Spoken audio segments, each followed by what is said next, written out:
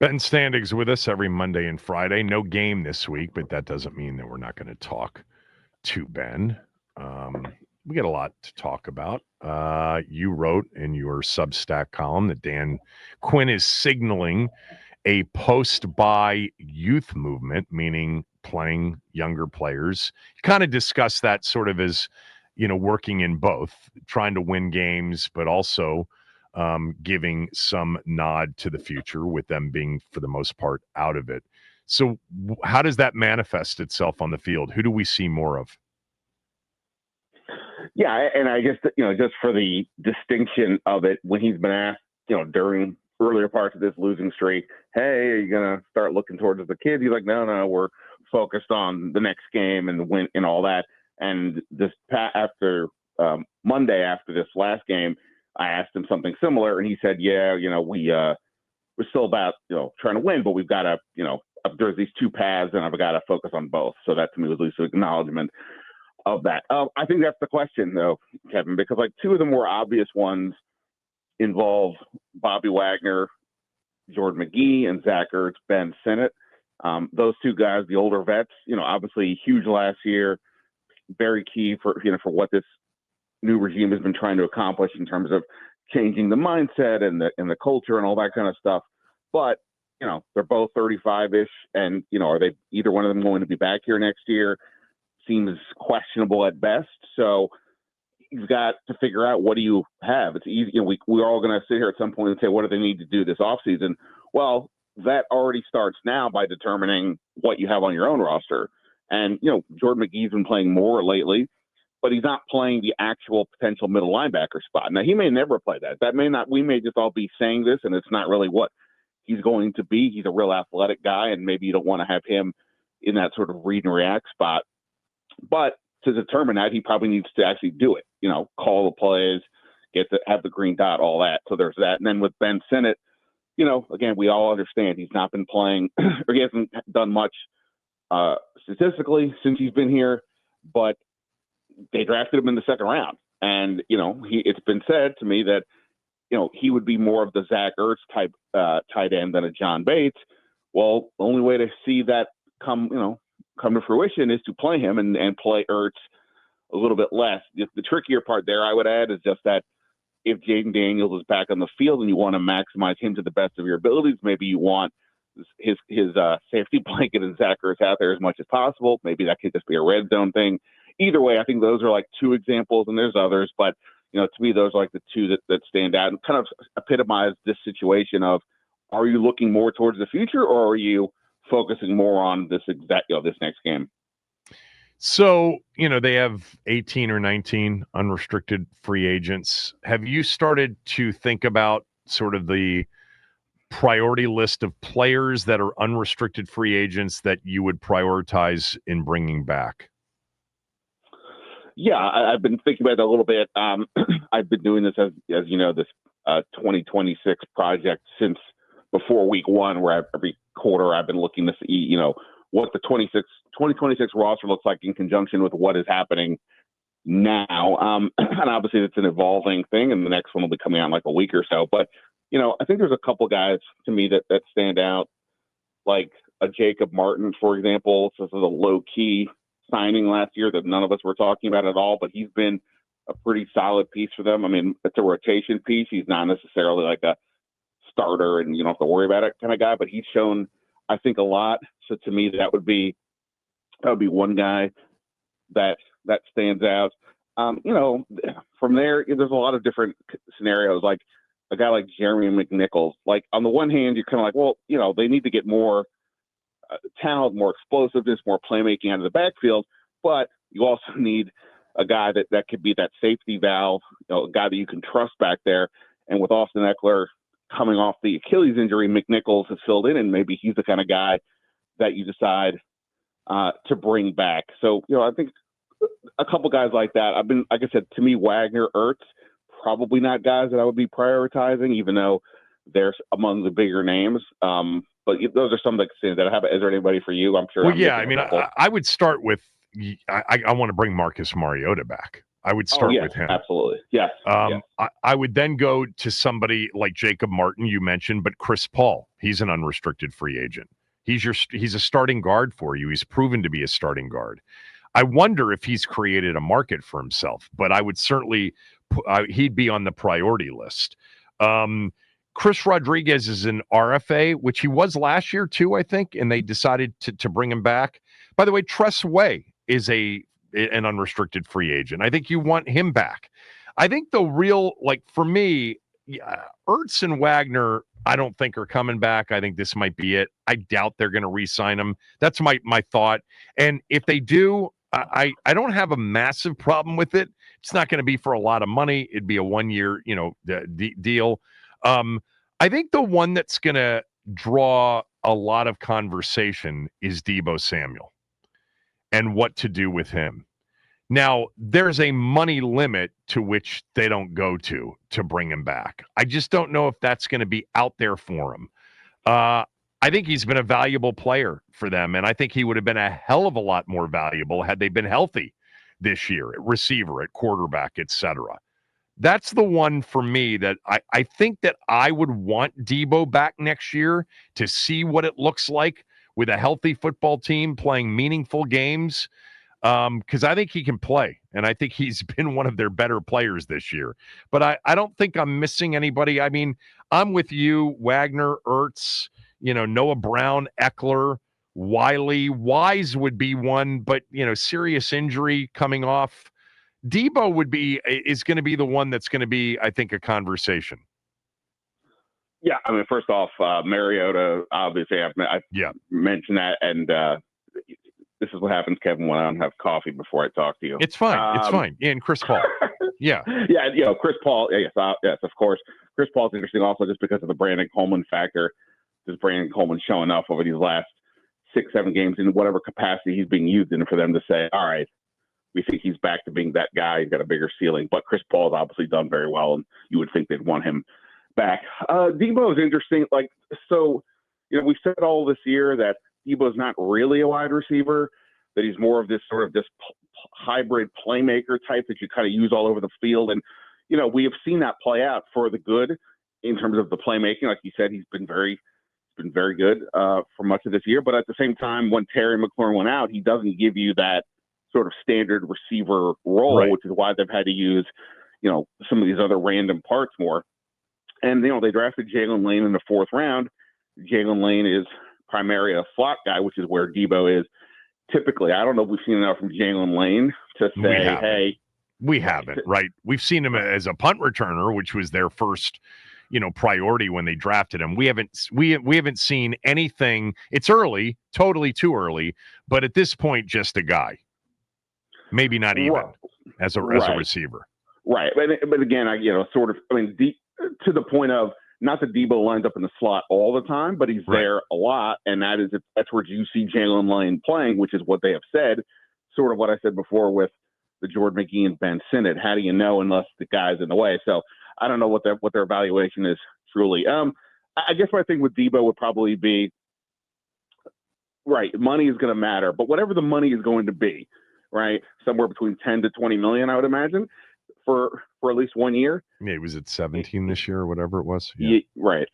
Do you want to spend that kind of money on the very good but sort of gadget as opposed to something that's more tangible, play in and play out to a degree? I think that to me would be the question. If they say draft a receiver, let's just say in the 1st round, for argument's sake, that a speed guy, then maybe having Deebo in the slot kind of works because you have the cheap contracts over here and a speed threat to go with Terry and Deebo. But if somehow you decided to get a different receiver, then I'm not going to spend on, if you're going to pay for another receiver to give you that outside speed that they've lacked all year, I'm not paying for 3 guys. So that to me is probably the question there. I'd probably lean towards no as of today, but I would say look at Deebo's career. It is the definition of an every other year kind of career. Yeah. I don't know why that is, but if this is the uptick, then be concerned. I guess it really didn't have a based on his chance to history. be a true uptick. That's what we missed out on, maybe the legitimate uptick, but it was hard for anything like that to happen offensively. By the way, I wouldn't do it at the exclusion of adding another receiver. I think they have to add a true number two, or somebody even greater than that has the potential to be an eventual number one, whether that's through the draft or free agency. I think also big decision is coming on. Well, you've got to extend, right? You have to extend Tunsil this offseason. Have to do that, right? You can't let him go to 2027. The age for that position, nobody fears. There are just so few out there that can do what he does. It really is one of those positions where there are 8 or 9 guys that can really do it at the level that you need him to do it at, and he's one of those guys. So you've got to extend him in this offseason. Yeah, I would agree. It's almost assuredly they're going to let Marshawn Lattimore go out of the last year of his definitely. deal. There's no guaranteed money, but that takes $18 million or so off the books. So, you're saving some money there. And I think with Tunsil, what you said, if you don't care about the sunk cost aspect, but cool. But obviously we're going to be talking all this offseason about the second and the fourth they don't have because of him. So yeah, I agree. I think generally speaking, they're going to have to figure out a way to keep him. That'll be interesting. He's his own agent. So, see how that goes. But yeah, no, I agree with you there. To me, that's a given. What they traded for him, the way he's performed and made them look good for the trade, the difficulty of finding a replacement at that position, you traded for him with the expectation that you were going to have to pay him, and paying him doesn't wait until he becomes an unrestricted free agent. It happens well in advance of that. You're going to save a lot of money with Lattimore by cutting him loose. I think I figured, based on Spot Rack, it was like $19 million. I think Luvu, by the way, is another conversation. I think that I like Frankie Luvu. I think, when you lose what they lost defensively up front, I don't know how you evaluate anything else. Frankie Luvu is a good player. And he would be, I think, a pretty attractive free agent going into 2027 if you don't sign him, in this upcoming offseason. Yeah, when we talk about, we sort of flippantly discuss at times, cut so-and-so because for the cap savings and things like that. And all that is, typically a fair conversation. But you also have to factor in that you're no longer going to have that player on the team. Right. Right. I mean, Deron Payne being an obvious guy here, whatever you think, he's obviously a very solid player, sometimes better than that, but you take him off and then what? Johnny Newton hasn't exactly stood out. That's another guy in terms of the younger players. The fact that he played basically the same amount of snaps as Eddie Goldman this last game without Payne, to me, is a little disturbing or possibly a sign of what they think of him. But yeah, if you take Luvu off the field or you don't re-sign him, then make sure he's here longer term, then you have to go ahead and replace him. And right now, what do we say with this team? Depth is the problem. They don't have a lot of guys. That's why it's easier to say with Wagner and Ertz, okay, there seems to be at least some potential contingency plan there, but we haven't seen it yet. So yeah, I'm with you on those guys for sure. And I think with going back to Tunsil, and I guess to some degree with Debo, if we assume that Jayden Daniels is healthy for week 1 and Terry McLaurin is around and all that, like the offense is, as we've discussed before, it's not that far removed from being, potentially where it was last year. The offensive line's set. You've got McLaurin. Obviously they got to get more speed on offense, but they do. That's I'm not saying that's necessarily easy, but that's a relatively easier. That's fine to have. The defense is where the bigger problems are. And if you start taking people off like Lattimore, like Deron Payne, cool, so you're saving money. But again, now you have bigger holes. And if you keep doing that with, whether it's a Luvu or someone else, then what are you doing? So at some point you can't just let everybody go. You have to figure out, which guys you want to keep. And Luvu would seemingly be one of those guys, like you said. Yeah, and I think if you really like Frankie Luvu, and I don't see any reason, I know what the PFF numbers, I've looked at all that. There's been nobody in front of him, okay? I mean, they have had no defensive ends the entire season. I think that he and Tunsil are the two that you think about extending, and that brings us to Deron Payne. He's a $28 million cap hit next year, and he saves you, I think, $17 million if you move on from him.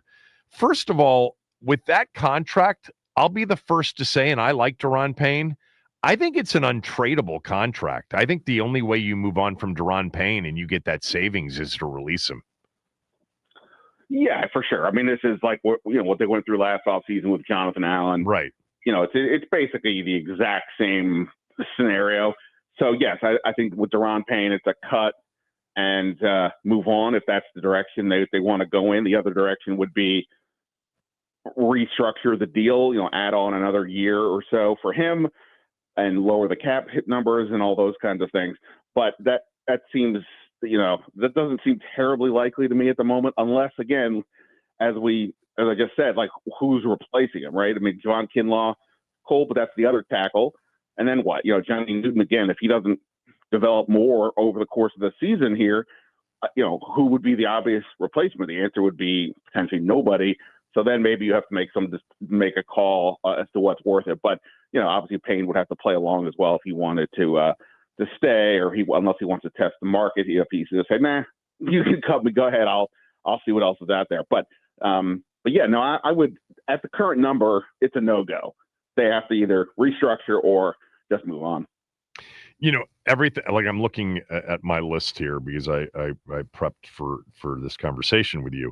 I think there are two givens. Like, the players that they're going to want to re-sign back, I think we identified. They're all obvious for the most part. Debo's the debatable one. But in terms of two things that have to be done with players that are under contract, you have to extend Tunsil in this offseason, and of course you have to release Marshawn Lattimore. Like, those two things seem to me like they're like 100% givens. Yeah, no, for sure. I don't see. I mean, Lattimore, even if he hadn't had the unfortunate ACL injury, based on what we have seen, he's been, he was okay this year at times, but not enough to say keep him for the 18 million or so that where that's kind of the market rate for cornerbacks who are going to be free agents in general. So no, he's out. And the Tunsil part is the one where, again, I don't see any reason why you wouldn't do that. I mean, you made the bold trade last year to do it. You had to have viewed it beyond just this season, right? I mean, this is a Nats take, but it's like when they let Bryce Harper go. Okay, well, now you're saying you're keeping Juan Soto, right? Obviously they didn't, but like that's what the conversation needed to have happened in real time. And I end up saying the same thing here. If you're going to make this trade, unless it's just an absolute disaster, you are keeping him. And then the question is just, what's the number? Yeah. They got that one right. They just got that one right. And I mean, quarterback, left tackle, really good cover corner. In some order there, starting with quarterback, probably number 2 is left tackle. Finding those guys is near impossible. When you have one, you just got to consider yourself incredibly fortunate to have one, and you got to pay them. And they age well typically, at that position. So I don't think you fear him going into 32, 33, 34. You got to pay him for at least, age 32 and 33. He's paid for next year, just so everybody understands. The issue is, do you really want him to be able to walk at the end? I mean, you could always use the franchise tag. I guess that's always a possibility, but that's an expensive number for left tackles, right? Very expensive. Yeah, no doubt for sure. I think the one thing that, it's easy to say, bring back Tunsil, bring back Chris Paul, looks good. The one wonder I do have, and I have not done the homework on this yet, is Wiley. Well, no, but it's that Tunsil is much, much better as a pass protector than he is as a run blocker. That's just been a historic thing. And Chris Paul, by some things I've seen, same kind of a deal so far this year. He's been pretty stout as a pass blocker, but the run game is maybe his weaker side. And do they view that combination as sustainable enough for the run game to bring it back. I'm not saying they wouldn't, but that would be my only wonder. Whether we typically view these guys, if we're being honest, to this side, from the pass blocking perspective, but the run game part of it, like that was one of the questions about Tunsil from the jump, is he's not as big of a help there. So that might be my only wonder. But yes, in general, the Tunsil-Paul combination would seem to be a logical one to return. All right. No game this weekend. They can't lose. That's a good thing. And then they'll be back at it against Denver a week from Sunday night. Real quickly, I know I asked you this on Monday, but any hunch on Jayden getting cleared? I mean, I read some of the stuff on the show from Graziano and Jeremy Fowler. Are you hearing anything? Is there a chance he could be cleared for next Sunday night? Like, what are you hearing? Boy, that seems just incredibly implausible. Let's just say this: if that happens, I don't want to hear the phrase "we're not going to skip a step with injury recovery" anymore, because all the medical people that I had talked to, we're saying that even if there's no ligament damage, it's probably like a month to. But that would be a month, right? Is that would that be a month? I mean, Seattle, then Detroit 2, bye week 3. It would be for the fourth week from the injury. Fair enough. I still would think that's way early. And that's just my guess. I'm still of the general opinion that he that just because they hadn't put him on IR yet doesn't mean he won't eventually get there. They may not, but I kind of been really view it. Well, I've just been kind of viewing this period as they're waiting and seeing. Like if you put him on IR at the time of the injury, now you're locked into this scenario and whatever. Versus like, all right, well, let's just wait it out. Let's just see what's going on. The unfortunate part is we don't have a lot of medical information here because they're not giving us anything. So we're having to guess as to what the doctors see or don't see. But yeah, I mean, I haven't thought it was a lock that he would be back. I know we've had the discussion that if he does come back, do you play him? And I think we're on the same page. You were kind enough to come on my podcast this week, and we discussed some of this. So, if there's 3 or 4 games to go and they say he's cleared, go for it, then cool. But yeah, I would be, I guess, still surprised if Denver is a real option. Yeah, but maybe the following week against Minnesota. We'll see. I hope he's cleared. I hope he's healthy, and I hope it coincides with getting a lot of the other guys back as well. I'd like to see it for 5 games, 4 games, worst case. I mean, I know you would too. Just for us, I would say, just for us, for selfish reasons, like these last games are going to be a complete slog if he's not back out there to discuss because it's nothing. It's hard to look at what you're seeing and then have any real meaning. The defense is already missing too many guys for it to be a huge indication of what the future might be. But on offense, it's impossible if he's not on the field. So, he needs to be out there for our purposes. Don't rush him for health, but for our conversation purposes, it would be huge. I think when all is said and done, this is a near impossible season to evaluate in terms of players or position groups. You can evaluate the kicker. They apparently did and moved on from him. Unless you've had, a guy that you thought was going to be a player and he's been inactive all year. We thought that about Coleman for a while. Or to your point, and it's a really good one, why isn't the snap count increased with Johnny Newton? With them being, hamstrung along the defensive front. And we see Kinlaw, last week, no Payne, but we even see Kinlaw and Payne playing out of position because of their issues at defensive end at times. All right. We'll talk Monday. Appreciate it. Look forward to it, man. We're back to game week. Thanks, man. Back to game week.